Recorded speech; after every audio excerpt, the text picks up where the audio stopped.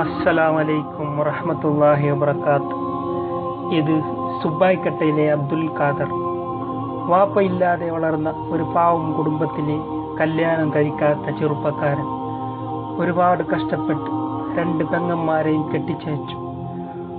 മൂന്നാമത്തെ പെങ്ങളെ കെട്ടിച്ചയക്കാൻ സ്വന്തം വീട് വിൽക്കേണ്ടി വന്നു. ഇപ്പോൾ ഈ ഉമ്മയും മകനും വാടക വീട്ടിലാണ് താമസം.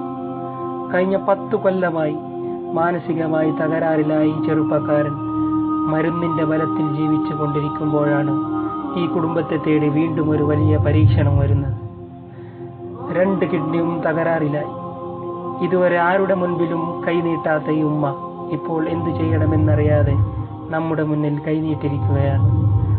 ഒരു തുള്ളി വെള്ളം കുടിക്കാനാവാതെ ഭക്ഷണത്തിന്റെ കൂടെ ഗുളിക കഴിച്ചും ഡയാലിസിസിന്റെ സഹായത്തോടെയാണ് ഇപ്പോൾ ജീവിക്കുന്നത്.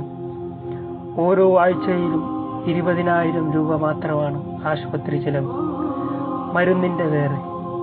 2 കിഡ്നിയും ചികിത്സിക്കാൻ ചുരുങ്ങിയത് 30 ലക്ഷം രൂപ വേണം. മനസ്സിൽ കരുണ പറ്റാത്ത നല്ല ഹൃദയമുള്ളവർ ഈ ഉമ്മാന്റെ സങ്കടങ്ങൾ മനസ്സിലാക്കി ഈ പൊന്നുമോനെ ജീവിതത്തിലേക്ക് തിരിച്ചു വരാൻ സഹായിക്കുക.